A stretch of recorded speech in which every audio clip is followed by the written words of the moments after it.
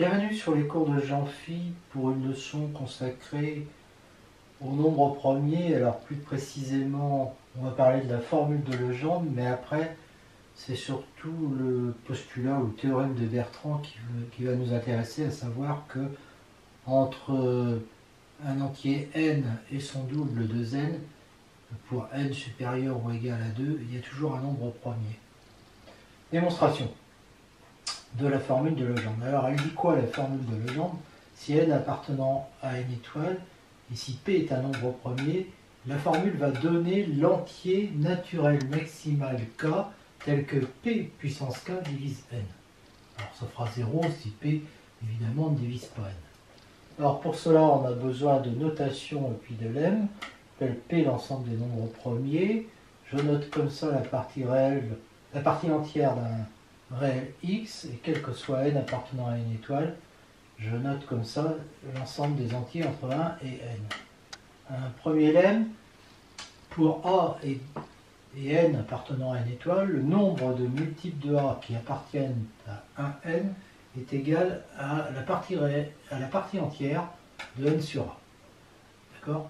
Donc ça veut dire quoi? Ça veut dire que le cardinal, alors les multiples qui appartiennent à un n, donc on regarde les multiples de a qui appartiennent à un n, et bien le cardinal de cet ensemble est égal à la partie entière de n sur a. Démonstration, les multiples de a sont des ka, k appartenant à n, on veut avoir ka entre 1 et n, et donc ça implique que k est inférieur ou égal à n sur a, et donc que k est inférieur ou égal à la partie entière de n sur a que j'appelle k0. K0, on vérifie ça, donc K0A est inférieur ou égal à n, est inférieur à K0 plus 1, A. Donc je vois bien que l'entier, le multiple de A maximal, ça va être celui-là. Et donc comme ça commence à K, eh bien, je vois tout de suite qu'il y en a K0. Alors il est non vide. Alors il est vide si et seulement si K0 est égal à 0, ce qui équivaut à dire que la partie entière de n sur a est inférieure à 1, ce qui équivaut à dire que a est supérieur à n. Et on a toujours, dans tous les cas, hein, que ce soit égal à 0 ou pas, le cardinal de E qui est égal à la partie entière de n sur a, de le résultat. L'évaluation, alors P est un nombre premier, n appartient à une étoile. L'évaluation de n, enfin Vp de n, c'est le sub des En, où n c'est l'ensemble des k tel que p puissance k divise n. Alors il est non vide parce que 0 appartient à En, vu que p puissance 0 ça fait 1 et ça divise n.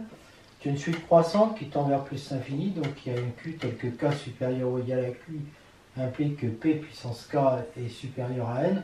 Donc si k appartient à n, k est inférieur à q, donc n est majoré par q, donc le sup existe et donc Vp de n existe. Alors k égale Vp de n, ça équivaut à dire évidemment que n est divisible par p puissance k, mais pas par p puissance k plus 1. Soit n appartenant à une étoile, k appartenant à une étoile, le nombre d'entiers q appartenant à un n, tel que Vp de q est égal à k, est égal à partie entière de n sur p puissance k, moins partie entière de n sur p puissance k plus 1. Et ce nombre est 0 si et seulement si p puissance k est supérieur à n. Démonstration, tout ça c'est facile. Hein. On veut que q appartienne à ça, que p puissance k divise q, et que p puissance k plus 1 ne divise pas q. Donc des multiples de p puissance k, mais pas de p puissance k plus 1. Le nombre des multiples de p puissance k dans un n, c'est la partie entière de n sur p puissance k. Et pour p puissance k plus 1, pareil.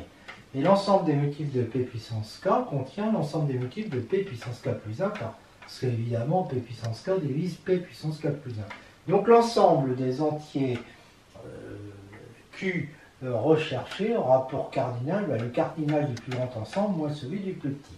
Donc ça nous fait, ça fait exactement ça. D'accord? Alors, n sur p puissance k plus 1, c'est évidemment inférieur à n sur p puissance k. Et donc, donc j'ai cette inégalité-là entre les parties entières des deux. J'appelle U la partie entière de n sur p puissance k. P puissance k supérieur à n, ça implique que U égale partie donc entière va être égal à 0. Et donc, les deux seront égaux à 0. 0 moins 0 la tête à Toto, ça fait C égale 0. Alors maintenant, si P puissance K est inférieur ou égal à N, ben ce qui est sûr c'est qu'on a ça, et donc que U est supérieur ou égal à 1. Supposons que U soit égal, on sait qu'il est inférieur, c'est la partie entière là. De ça, on sait qu'elle est inférieure ou égale à U. Supposons qu'il y a égalité. Alors, ça voudrait dire que U c'est la partie entière de ça, et donc qu'on a ça. Et donc, ça voudrait dire que UP est inférieur ou égal à N sur P puissance K, et donc que UP sera inférieur ou égal, UP il sera donc inférieur ou égal à U, puisque U c'est la partie entière de ça. Et ça c'est évidemment faux, puisque U est supérieur ou égal à 1, et que P est supérieur ou égal à 2. Donc je vois qu'à ce moment-là, U est supérieur à ça, ce qui veut dire que C, qui est la différence entre les deux, hein, parce que c'était, voilà, va être supérieur ou égal à 1. Et donc je vois bien que le nombre est nul si et seulement si P puissance K est supérieur à N. P est un nombre premier, N est un entier naturel non nul, K un entier naturel. On a P puissance K divise A équivaut à K inférieur ou égal à VP de A. En réalité c'est évident, il n'y a rien à dire. Donc, si on a ça, P puissance K qui divise A, comme VP de A est égal au sub dj tel que PJ divise A, on a P puissance K divise A qui implique que K est inférieur ou égal à VP de A. Et inversement, si je pose K0 égale VP de A, P à la puissance K0 divise A, K est inférieur ou égal à K0, donc P puissance K divise P puissance K0, donc P puissance K divise A, puisque P puissance K0 divise A. Propriété, P un nombre premier, N appartenant à N étoile, K appartenant à N, K égale VP de A, équivaut à il existe Q appartenant à N étoile, premier avec P, ce qui veut dire en l'occurrence, puisque P est un nombre premier, que Q n'est pas multiple de P, et vérifiant P puissance K divise A. Démonstration dans ce sens, donc je suppose K égale VP de A, donc P puissance K divise A, donc il existe Q tel que ça. On a forcément ça, parce que sinon on aurait Q qui serait un multiple de P, et à ce moment-là A serait égal, donc Q serait égal à B fois P, et A serait égal à B fois P puissance K plus 1, donc P à la puissance K plus 1 diviserait A, ce qui est impossible, parce que K est égal à VP de A. D'accord? Donc ça y est, on a démontré ça, d'accord? Et maintenant, inversement, on a ça avec ça. Donc P puissance K divise A. Supposons que P puissance K plus 1 divise A. Alors, on aurait ça, P puissance K plus 1 qui diviserait K fois P puissance K. Donc P diviserait Q, ce qui est impossible, parce que P et Q sont premiers entre eux. Donc K est bien égal à VP de A. P, un nombre premier, A et B des entiers naturels non nuls, alors VP de A fois B égale VP de A plus VP de B. Démonstration, U égale VP de A, on pose U égale VP de A, W égale VP de B. Donc on sait qu'il existe Q appartenant à une étoile telle que A égale Q, P puissance U et B égale Q' P puissance W, avec Q et P égale 1, enfin Q premier avec P, Q' premier avec P. Du coup, Q' va être premier avec P. D'accord? De plus, A multiplié par B est égal à Q' P à la puissance U plus W. Donc, comme Q' est premier avec P, on en déduit que VP de A fois B est égal à U plus W, c'est-à-dire VP de A plus VP de B. Conséquence, si P est un nombre premier, KI est une famille finie d'entiers naturels non nuls, alors VP du produit est égal à la somme des VP des AI. Démonstration par récurrence sur N. Ben, si N est égal à 1, il n'y a rien à dire. On suppose que c'est vrai jusqu'à l'ordre N et on prend N plus 1 entier. On pose A, le produit des N premiers, donc VP des N plus 1 nombre va être égal à VP de A fois A N plus 1, et donc à VP de A plus VP de A N plus 1, d'après ce qu'on a démontré avant. Et VP de A, hypothèse de récurrence, c'est la somme de 1 à N des VP de AI.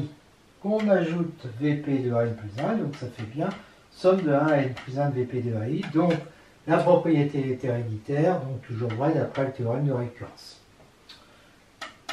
Dernière chose, P un nombre premier, N appartenant à N étoile. Alors, VP, d'après ce qu'on vient de dire, VP de factoriel N, qui est égale à Vp de 1 fois 2 fois jusqu'à n, ça va être la somme de 1 à n des Vp de k.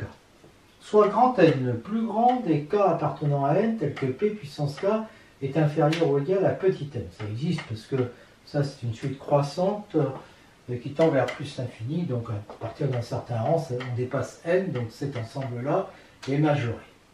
Donc on prend le plus grand, c'est-à-dire que P puissance n est inférieur ou égal à n, mais et n est inférieur à P à la puissance n plus 1. Si J est entre 1 et n, et si K est égal à Vp de J, P puissance K divise J, donc va être inférieur ou égal à J, et donc inférieur ou égal à n, donc K est inférieur ou égal à n. Et si K appartient à 0, n, hein, alors P puissance K, lui, va appartenir à un n, d'accord? Et donc, et son Vp à lui, à P puissance K, c'est évidemment égal à K. Donc ce que je vois, c'est que l'ensemble des Vp de J, quand J décrit un n, bah, c'est de 0, c'est l'ensemble 0n. Voilà. Et ce que je vois aussi, c'est que quel que soit k appartenant à n, l'ensemble EK des J appartenant à n, tel que Vp de J égale k, est non vide. C'est ce que je viens de démontrer ici.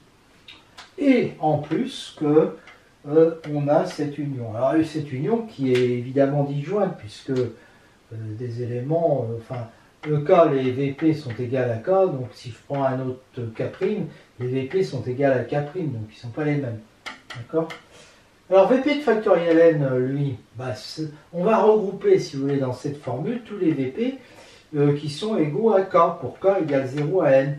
Donc ça va être somme de K égale 0 à n, de somme des K pour J appartenant à EK. Voilà. Et donc ça fait somme des K fois cardinal de EK.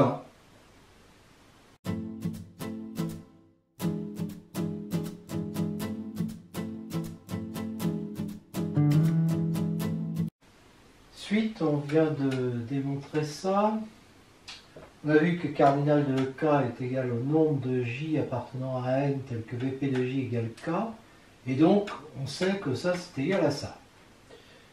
Donc, Vp de factoriel n va être égal à la somme de ces trucs-là. On peut partager en deux sommes.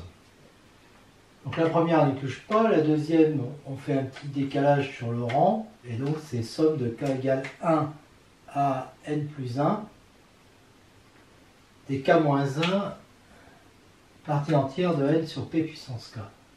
Donc Vp de factoriel n va être égal à la somme des k partie entière de n sur p puissance k, moins la somme de 1 à n plus 1 des k partie entière de n sur p puissance k, plus la somme de 1 à n plus 1 des n sur p puissance k, parce qu'on a moins par moins de n plus. Bon, bon, je vais en 0, de toute façon il fait 0, de 0 à n, tout ça, ça va se simplifier avec cela, d'accord? Et donc il va rester le dernier, moins, alors k vaut n plus 1 n sur, enfin partie entière de n sur p à la puissance n plus 1, d'accord? Plus, alors là je le mets de côté celui-là, quand k vaut n plus 1, n sur p à la puissance n plus 1, la partie entière, et il va rester somme de 1 à n des parties entières de n sur p puissance k. Seulement, n c'est le sub des k tel que p puissance k est inférieur ou égal à n. Donc p puissance n est inférieur ou égal à n, et p puissance n plus 1 est supérieur à n.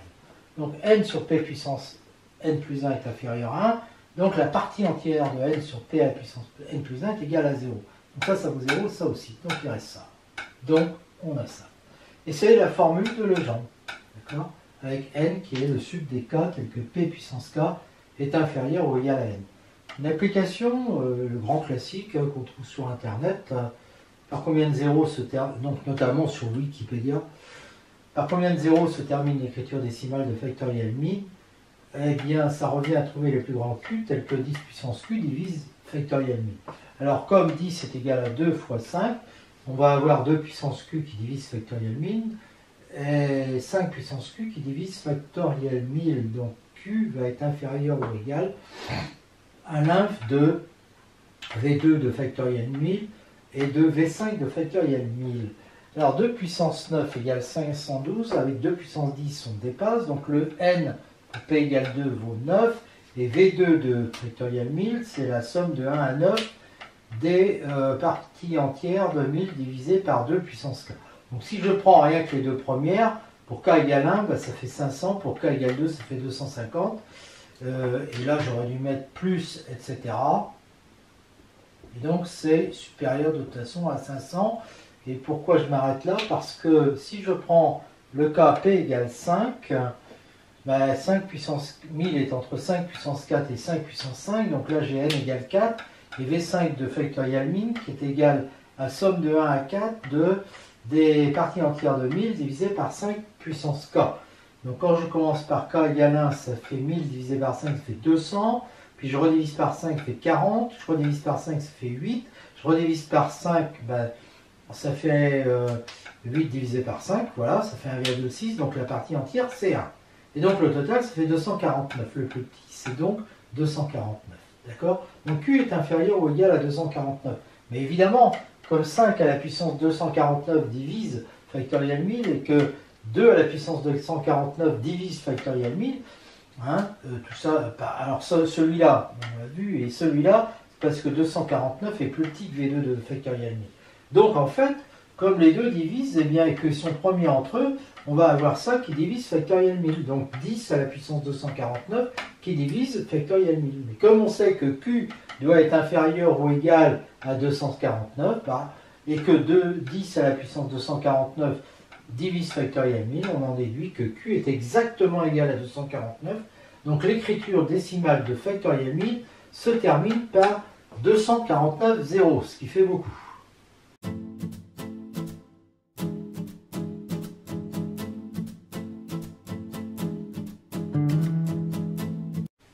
Le postulat de Bertrand, mathématicien français du 19e siècle. Donc en 1845, il a affirmé que pour tout entier n supérieur ou égal à 2, il existe un nombre premier P compris strictement entre n et 2n. Alors ça a été démontré en 1850 par Chebyshev, puis par Landau, Ramanujan, Erdos et bien d'autres. Nous donnons ici les preuves qu'Erdos a données en 1932. Alors j'ai cru lire quelque part qu'il avait 19 ans, j'en suis pas sûr. Elle repose sur l'étude des facteurs premiers de n parmi 2n. Lui, il était génial, Erdos. Il a publié un nombre incomparable d'énoncés, et il en a démontré une quantité invraisemblable, et il a travaillé jamais tout seul avec d'autres. Il faisait le tour du monde, il allait d'université en université. Très grand mathématicien du XXe siècle. Premier lemme pour n supérieur. Donc cette démonstration, je l'ai trouvée sur internet, peut-être sur Wikipédia d'ailleurs, je m'en souviens plus. Pour n supérieur ou égal à 2, on a ça. C'est vrai si n égale 2, supposons que ça soit vrai à l'ordre n, et là je m'intéresse à ça, et donc je bidouille ça pour faire apparaître n parmi 2n, qui est lui supérieur ou égal à 4 puissance n sur 2n. Donc j'obtiens facilement ça, et donc la propriété est héréditaire, d'après le théorème de récurrence, on a le résultat. Lemme, une autre lemme, il faut démontrer ça, et là je vais écrire que 2 puissance 2n est égal à ça, est égal à ça, et dans cette somme on a ça, et puis on a ça, d'accord? Et puis on a d'autres termes, hein, pour n en tout cas supérieur ou égal à 1, il y a au moins 3 termes, donc il y a au moins un autre terme. Et les autres termes sont supérieurs ou égaux à 1, si bien que 2 puissance 2n est supérieur à ça, pour n supérieur ou égal à 1, d'accord? Et là ça donne le résultat. Et ça reste vrai si, mais cette fois-ci il y a égalité, et c'est égal si n est égal à 0. Autrement dit, on a démontré que ça c'était inférieur si n est supérieur ou égal à 1, et c'est égal si n est égal à 0 fois 1 inférieur ou égal à 1. Montrons que quel que soit n supérieur ou égal à 2 entier, le produit des nombres premiers compris inférieur ou égaux à n est inférieur ou égal à 4 à la puissance n-1. C'est vrai si n égale 2, et on va faire une démonstration, et c'est vrai si n égale 3, et on va faire une démonstration par récurrence. On suppose que c'est vrai pour tout cas compris entre 2 et n supérieur ou égal à 3, et on considère le produit, donc je l'appelle alpha, des nombres premiers p inférieur ou égaux à n plus 1. Le plus grand nombre premier q inférieur ou égal à n plus 1, donc n plus 1 qui est supérieur ou égal à 4, va être supérieur ou égal à 3, donc impair, et donc de cette forme-là. Et donc alpha va être égal au produit des p pour p inférieur ou égal à q, puisqu'il n'y a pas de nombre premier entre q plus 1 et puis n plus 1. Donc ça va être égal au produit des nombres premiers p, alors q je le remplace par 2n plus 1, inférieur ou égal à 2n plus 1, et ça je peux l'écrire comme ça, ceux qui sont inférieurs ou égaux à n plus 1, ceux qui sont plus grands que n plus 1. Alors le premier, je l'appelle A, ce produit, il est inférieur ou égal à 4 puissance n, puisque je suis dans le cas où n vaut n plus 1, donc ça fait 4 puissance n. Et je m'intéresse au deuxième. Alors j'ai ça, je vous laisse lire les explications, ça vient, c'est évident, d'accord. Et on va montrer que B divise ça. En effet, si je prends ça, c'est égal à ça sur ça, et les nombres premiers qui sont entre n plus 1, n plus 2 donc, et 2n plus 1, ils sont là-dedans. D'accord. Donc B va diviser le numérateur. Donc, le numérateur, c'est un B fois C, si vous voulez. Et B fois C va donc être égal à factoriel n multiplié par n parmi 2n plus 1. Donc B va diviser ça. Mais B, il est formé des produits des nombres premiers qui sont entre n plus 2 et 2n plus 1. Chacun de ces nombres premiers est premier avec chaque cas qui est compris entre 1 et n, parce qu'ils sont plus petits que les nombres premiers, voilà, tout simplement. Donc, il va être premier, ce petit b, il va être premier avec factoriel, chaque nombre premier va être premier avec factoriel m. Donc, les produits de ces nombres premiers vont être premiers avec factoriel m, et donc, puisque b est premier avec lui, b divise ça, d'accord? Et donc, b va être inférieur ou égal à ça, et ça, c'est inférieur ou égal à 2 puissance 2n, c'est ça. D'accord? Donc, alpha va être inférieur ou égal à 4 puissance m multiplié par ça qui est inférieur ou égal à 2 puissance 2m, c'est-à-dire 4 puissance 2m, c'est-à-dire 4 puissance q-1, parce que q c'est 2n plus 1.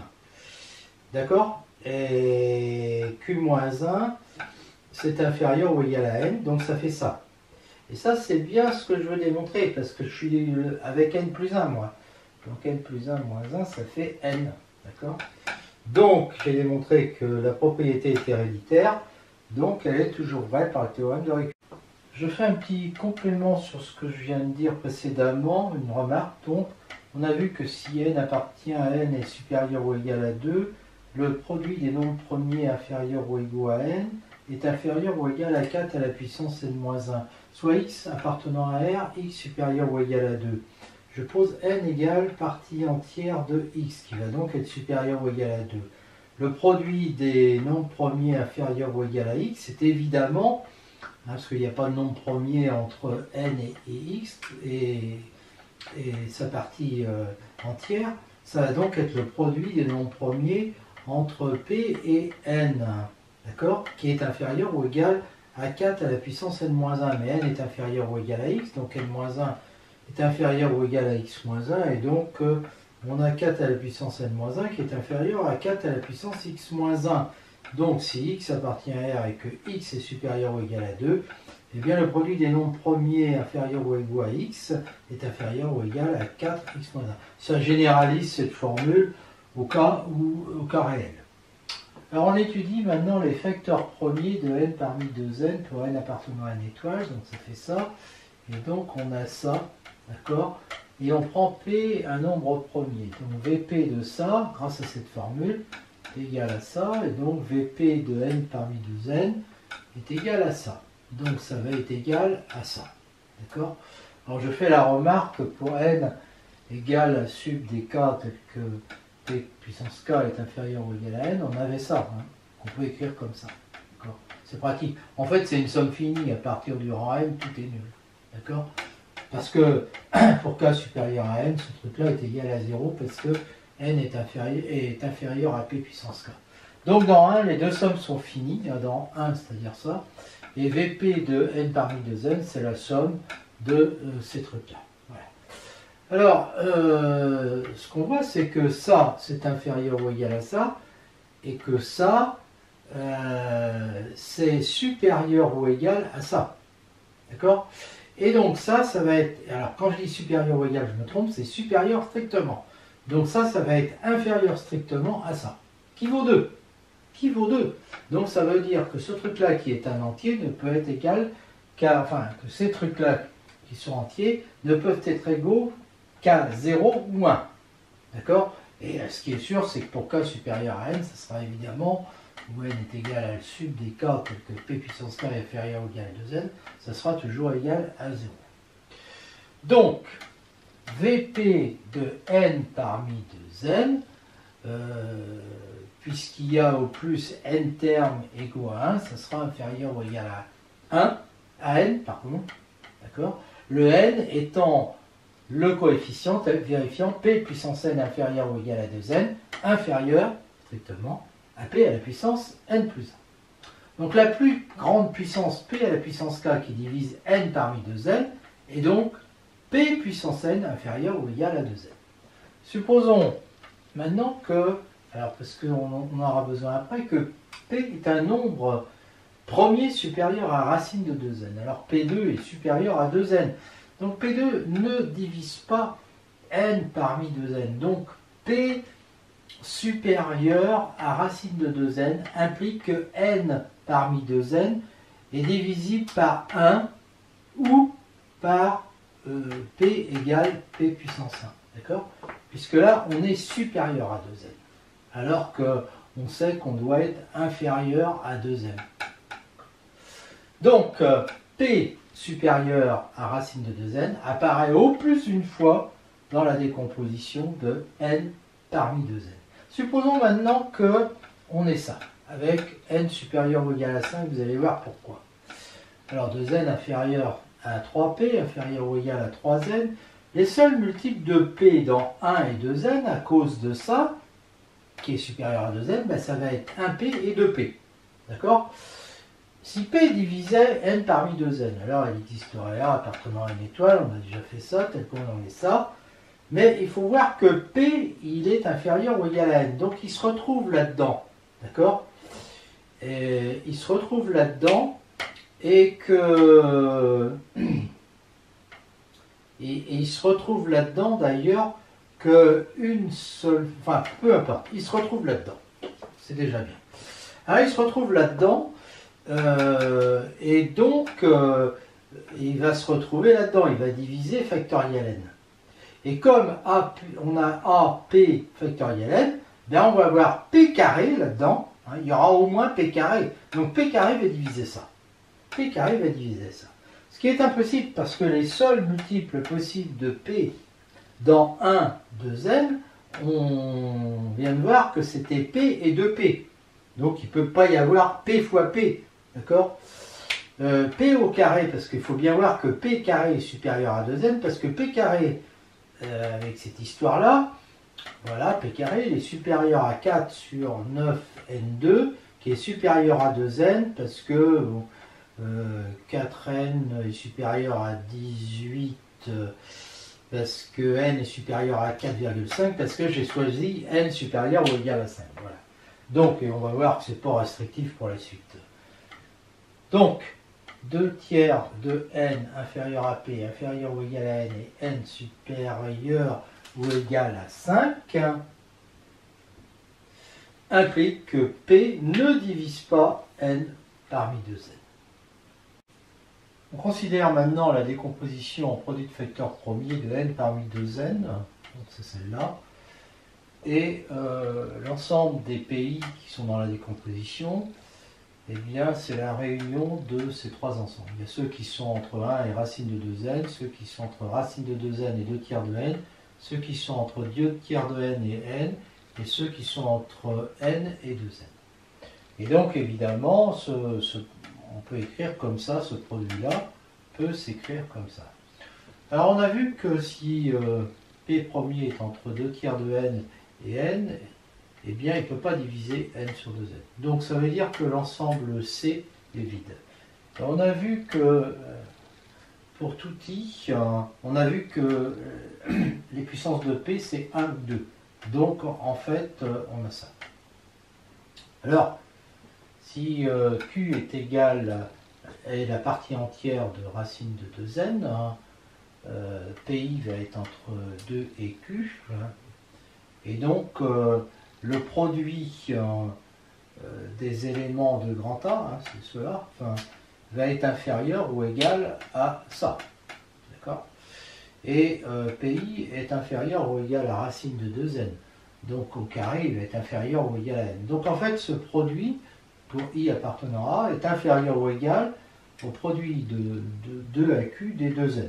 En fait, on pourrait même trouver un majorant meilleur, parce que par exemple, il n'y a pas les nombres pairs, etc. Et donc c'est égal à, c'est inférieur ou égal à 2n à la puissance q-1, c'est-à-dire 2n à la puissance, puisque q est inférieur ou égal à racine de 2n, c'est rendu inférieur ou égal à 2n à la puissance racine de 2n moins 1. Alors on a vu que pour pi supérieur à racine de 2n, le coefficient est 1. Donc en fait, ça c'est égal à produit des pi, et donc c'est inférieur ou égal au produit des p premier, inférieur ou égal à 2 tiers de n. Et ça, on sait que c'est inférieur ou égal à 4 à la puissance 2n sur 3 moins 1. Supposons qu'il n'y ait pas de nombre premier, que pour le n qu'on s'est donné, donc on sait déjà que c'est que n doit être un nombre très grand, parce que quand on essaye n égale 2, 3, 4, 5, 6, 7, etc., c'est pas le cas. Donc, en supposant que pour le n qu'on s'est donné, il n'y a pas de nombre premier p entre n et 2n. Comme 2n n'est pas premier, il n'y en a pas là-dedans. Donc, en fait, l'ensemble D, il est vide. Et donc, ce qu'on va pouvoir en déduire, c'est que notre n parmi 2n, d'accord, qui est égal à tout ça, bon, eh bien, il va être inférieur. Alors, dans celui-là, il n'y a rien. Et puis, dans B, il n'y avait rien non plus. Donc, il reste que ces deux-là. Et celui-là est inférieur ou égal à 2n à la puissance racine de 2n moins 1. Et l'autre est inférieur ou égal à 4 à la puissance 2n sur 3 moins 1. Donc, en fait, ça va être inférieur ou égal à ça. Mais on a vu que 4 à la puissance 2n est inférieur, 4 puissance n sur 2n est inférieur ou égal à n parmi 2n. Donc en fait, on va avoir ça. Et ça implique, je vous laisse vérifier ça, puis ça. Alors, le 4 qui est tout seul ne va pas nous arranger pour les calculs, et donc on remarque que 4 à la puissance n sur 3, c'est inférieur à 4 multiplié par 4 à la puissance n sur 3. Donc on peut dire ici que on peut enlever le 4 et dire 4, que si on a ça, alors 4 à la puissance n sur 3 est inférieur ou égal à ça. Alors on va poser x égale racine de 2n, donc n est égal à x2 sur 2. Alors on prend n supérieur ou égal à 1, donc x est supérieur ou égal à 1. Et donc on a ça, puis ensuite on prend le logarithme, et on finit par arriver là. Donc on va étudier cette fonction f, égale à ln de x sur x, donc on prend sa dérivée, 1 moins ln de x sur x2, elle est négative si x est supérieur à e, d'accord? Et donc la fonction est décroissante à partir de e, c'est-à-dire 2 et 2 boîtes. Donc f de 30 c'est ln de 30 sur 30, est inférieur à ln de 2 sur 6, parce que, ça c'est pour éviter la calculatrice, parce que bon, au 19e siècle, il ne l'avait pas la calculatrice, car ln de 30 est inférieur à 5 ln de 2, qui fait ln de 32, parce que 30 est inférieur à 32. Donc f et comme f est décroissant de 3 plus l'infini, on en déduit que si x est supérieur à 30, f de x va être inférieur à f de 30, donc à ln de 2 sur 6. Donc, si x est supérieur ou égal à 3, et que f de x est supérieur ou égal à ln de 2 sur 30, forcément, c'est que x appartient à l'intervalle 3, 30. Autrement dit, si x... Alors, dire que x est inférieur ou égal à 30, ça équivaut à dire que 2n est inférieur ou égal à 900. C'est-à-dire que n est inférieur ou égal à 450. De tout ça, il en ressort que les entiers n qui vérifient 1, c'est-à-dire il n'y a pas de P premier entre n et 2n, sont inférieurs ou égaux à 450. Donc il suffit de vérifier que 1 est faux, parce que ce qu'on veut démontrer à la fin, c'est que ça c'est faux. Donc il suffit de vérifier que 1 est faux pour chaque entier n compris entre 2 et 250. Et on conclura alors que 1 est faux, autrement dit, on conclura que pour tout n entier supérieur ou égal à 2, on est sûr de trouver un nombre premier entre n et 2n. Fin de la leçon, on vérifie avec un petit programme Python qu'effectivement, pour tout n compris entre 2 et 450, il existe un nombre premier p entre n et 2n. Donc ici, c'est un programme pour avoir les nombres premiers entre 1 et 900, puisqu'on va aller jusqu'à 2n. Puis là, on passe en revue les n entre 2 et 450, et à chaque fois, on divise par des nombres premiers qui sont dans ce tableau. Et s'il y a un problème, c'est-à-dire que s'il n'y a pas de nombre premier, on affiche un message d'erreur, et évidemment, il n'y aura pas de message d'erreur. Donc on en déduit que le postulat de Bertrand est vrai. Donc c'est plus une conjecture, hein, il a été démontré. Quel que soit n appartenant à n, n étant supérieur ou égal à 2, il y a au moins un nombre premier, p, strictement entre n et 2n. Alors on peut améliorer le programme pour afficher tous les p premiers possibles entre n et 2n, ils sont nombreux. Leur nombre, si je l'appelle u de n, n'est pas croissant. Bon, de temps en temps, ça dégringole un petit peu, ça diminue. Une remarque, Erdos a démontré qu'il existe toujours au moins deux entiers. Alors pour n supérieur ou égal à 4, il y a deux entiers P solutions. Un de la forme 4K plus 1, des P premiers bien sûr, l'autre 4K plus 3. Par exemple, prenons n égale 4. Entre 4 et 8, il va y avoir 11 et 13. 11, il est de cette forme-là, et 13, il est de cette forme-là. Une autre remarque, en partant de n égale 2, puis en passant à n égale 4, puis à 8, en fait, en multipliant par 2 à chaque fois, je vais rajouter un nombre premier. À ce moment-là, on voit que le nombre de premiers va être supérieur ou égal à n, et donc dans une proportion supérieure ou égale à n sur 2 puissance n, à l'intérieur de ce segment. Ce qui fait, en changement de variable, grand N égale 2 puissance n, petit n est égal à ln de grand N sur ln de 2, et donc ça fait cette proportion. Et si j'utilise le truc d'Erdos qui dit qu'il y en a au moins 2, je vais obtenir cette fois-ci, au lieu d'avoir n sur 2 puissance n, je vais avoir 2n sur 2 puissance n, et donc 2 ln de grand N sur n ln de 2. Bon, mais en fait, ça ne tient pas la route quand n tend vers plus, quand n devient très grand. Quand n devient très grand, on sait par le théorème des nombres premiers, mais là c'est autre chose à démontrer, que la densité des nombres premiers qui sont entre 1 et n est équivalente à ln de grand N sur n. Ça tend vers 0 bien sûr, quand grand N tend vers plus l'infini.